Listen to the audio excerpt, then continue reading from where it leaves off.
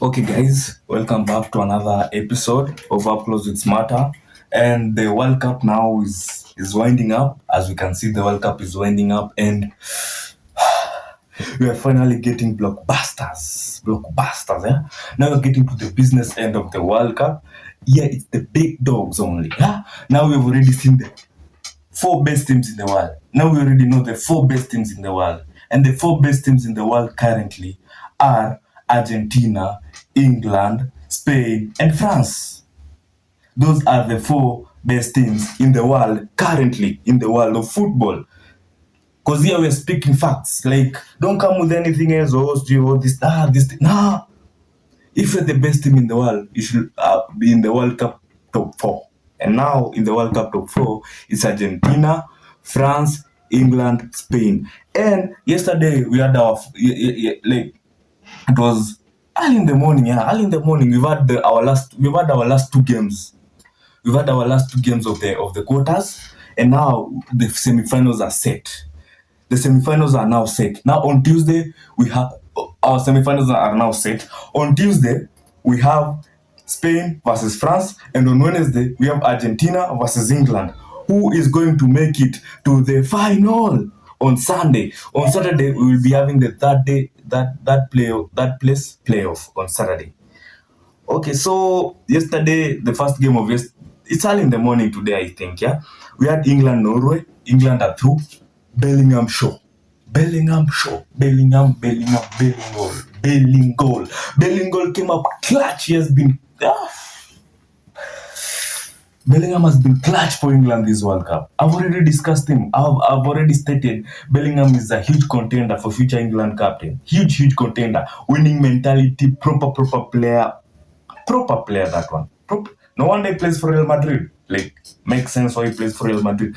So yesterday, that was a close game as I predicted. I predicted Norway would be a tough test, and I said it would be very tough for England, especially when it comes to aero balls. And yesterday, Norway went ahead early on. Then England equalized through Bellingham, and then he scored the win. So in that game,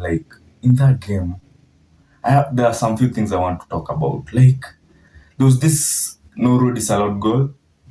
I don't know who scored it, but it was through a corner. Then Haaland. So yeah, there was that goal which was disallowed, and it was disallowed because Haaland pushed.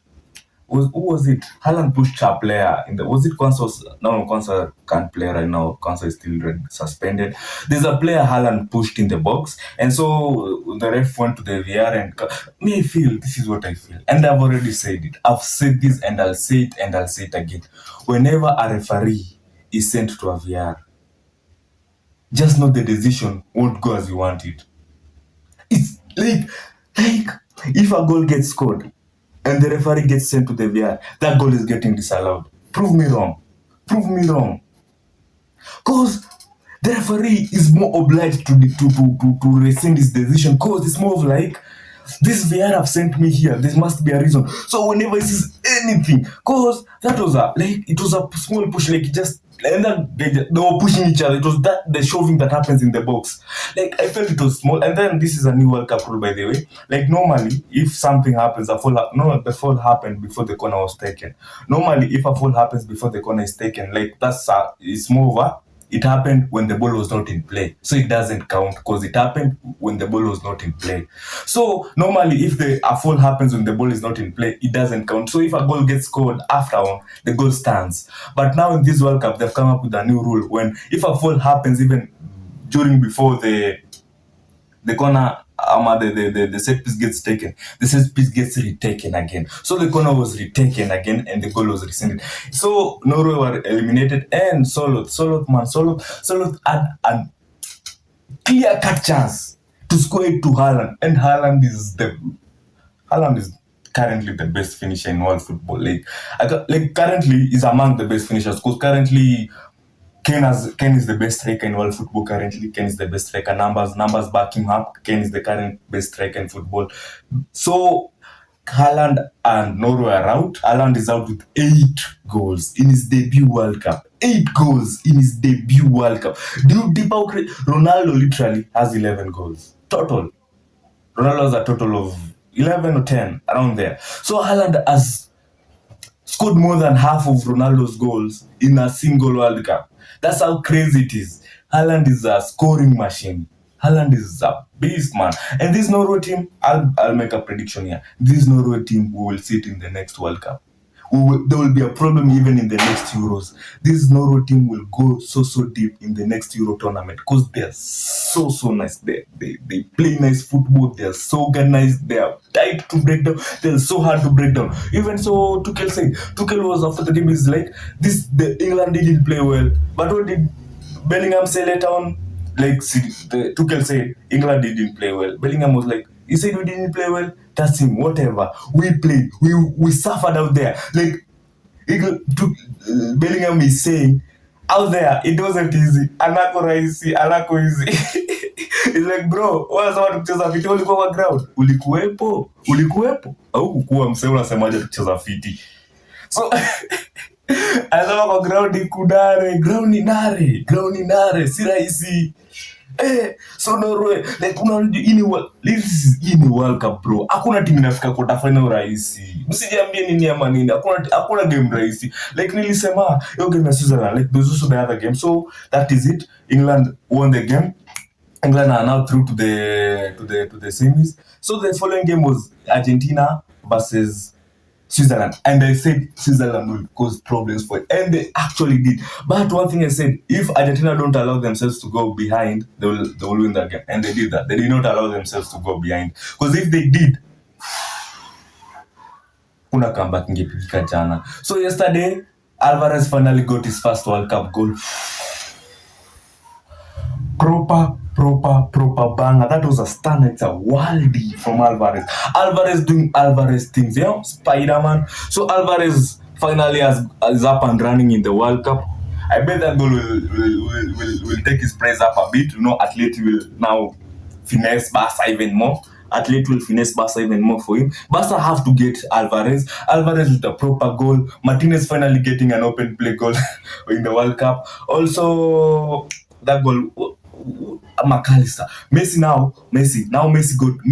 assisted McAllister for the first goal. Now Messi has 10 assists in World Cup history. The most ever. Messi is the first player to have 10 assists in World Cup history. Messi is now breaking, like he was the first player to have 9, now he's the first player to have 10. Like he's just breaking his own records. So Messi did not get so Messi's record for most consecutive World Cup games scored in is finally over, is officially over. Messi has now officially scored in 8 consecutive World Cup games. And it's over. So if he scores in the next game, he'll be starting again afresh. So Argentina are through. Messi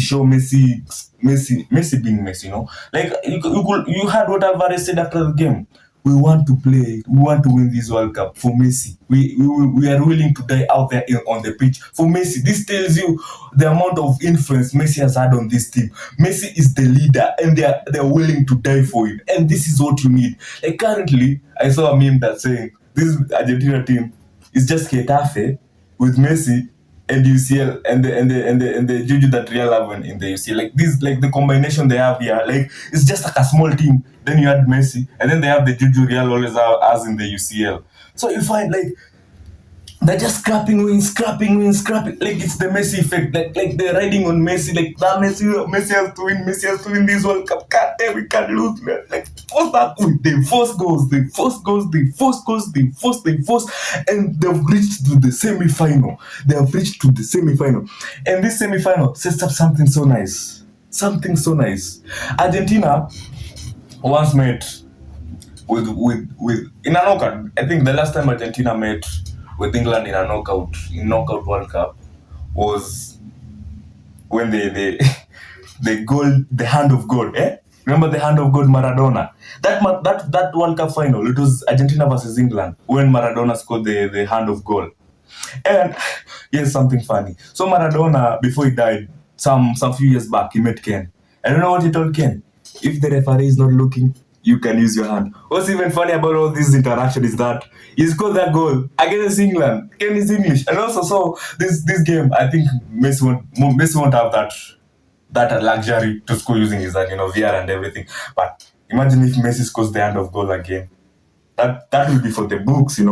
So that's it. So that's a proper. So we have our semi-final set: Spain versus France. England. Shit, this is proper bangers, man. You can't miss these games. You can't miss this. You have no excuse to miss any of these games. So I want to mention something about Bellingham. Bellingham has already set his own record. Bellingham has 6 open play goals for England in this World Cup, which brings his total tally for World Cup goals to 7. He scored 1 goal in the last World Cup, so now he has scored 6 with 7. But let's talk about this World Cup. Bellingham now has scored the most open play goals for an English player in a single World Cup. Striker wherever, bora any player, striker eka kina Rooney, eka kila mtu. The most open play goals for England in a single World Cup. Bellingham now currently holds that record. And guess what? He's still in the World Cup. He can still extend his record. Bellingham is not here to play. And so the Argentina game, we saw something. Man, this is what I've said, and this is what I hate about modern football. Agendas. And currently there's an agenda against Argentina. Let's just be factual. There's an agenda against Argentina. Like, I'll say something. There's that fall, Messi. There's a fall. What was it? Which game? Early on, there's a fall in Messi because the stands were open and the people were like, oh, Messi should have received the red card, which I feel maybe he should. But one thing about all this is that yesterday there's a fall, similar fall that Switzerland did on Argentina. No, I feel like we need to be more objective. No, man, I feel like we're losing. Like, this is football in a lose quality because of this. Pushing agendas, man. This is so bad for football. Like, whenever it happens against Argentina, nobody is talking. So yesterday, people said, like, why was Embolo given a yellow card, second yellow? Bro, Embolo literally dived. And as I've said, the moment you see referee going to the VR, just know kibomana. Like, referee akishamuenda VR, the referee will make sure he does like so. Embolo dived. Embolo dived and was simulating on the ground, acting like he's all injured. So when Embolo's referee comes and books Paredes. Then the referee, the VR looks at the replay and says, go and check it. He checks and Embolo has dived literally. So you expected the referee to go all the way to take his time, go to the VR, look at the replay, then come back, receive the yellow and be like, play on. Bro, the yellow was bound to come. And diving is bad. And especially the fact that Paredes was booked for it. Like, I feel if I do something that can get you booked, if I'm simulating, then I also deserve to be booked. Like, the punishment should be equal both sides. If I simulate and you get booked, that means if the VR overturns the decision, I deserve to be booked. And so Embolo was given a second yellow and was sent off. And so Switzerland are now officially out of the World Cup, so Argentina are through. And also Alvarez got his first goal for this World Cup, McAllister the same. So the thing is that the Avengers are assembling. The Avengers for the last World Cup of Argentina are assembling. Alvarez goal, McAllister goal, Enzo already got his goal. Bro, it's about to get. I said this is what I said. People are like, if Argentina, if you can tame Messi, you've tamed Argentina. Messi did not score yesterday. So they won. Like, Messi is key and crucial to this Argentine team. But still, what people don't get, there's so much quality in this team. So much quality in this team. And the quality yesterday came to play. Yeah? And so Argentina are now through. So enough of Argentina. Also, I want to mention something. Sadio Mane has officially retired from international football. So Sadio Mane has officially retired from playing for Senegal. Sadio Mane has retired playing for Senegal. And I want to tell you, I want to read his stats for Senegal national team. Sadio Mane is a huge proper two-time African-based player. So Sadio Mane is a proper African footballing legend. Played for Liverpool, won the Premier League, won the Champions League, won everything possible by the way Liverpool. So Sadio Mane is proper footballer. Sadio Mane played 130 games for Senegal, scored 54 goals. In 130 games, he scored 54 goals. They're saying he's won one AFCON, but we all know he's won. There's video evidence of Mane winning two AFCON trophies. There's video evidence. They will not rewrite history as while we look. There's video evidence of Mane winning two AFCON trophies. So that is it. That was it for that. Like I wanted to mention that because I felt I needed to mention that. Also, let me see what else was to talk about. Also, the Garnacho deal I was talking. Garnacho is not in. Like as Delia stated, Garnacho is not in Xabi Alonso's plans like at all, at all. By the Garnacho's already like Chelsea have already set a price tag on Garnacho. They have set a price. They're saying 50 million for abroad. Like any team abroad can get Garnacho for 50 and 45 million in England. Arsenal, this is a deal you can't refuse. What? Why are Arsenal not bidding? Like, I thought we had an agreement. Like, if a player flops at Chelsea, Arsenal should take him immediately. Like, come on, Arsenal, man. Man, this is not like we're neighbors, man. What is this, man? Arsenal, man. We're neighbors. What happened? What happened to good neighborship, man? Arsenal Pia.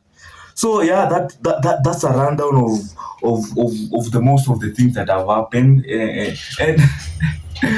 this World Cup is getting to an interesting part. Like like we've seen things happening, so we're getting to the business end of it all, and I love everything that you're seeing. I love the quality. The quality is increasing now. The big dogs are big dogs peke no mebaki. And guys,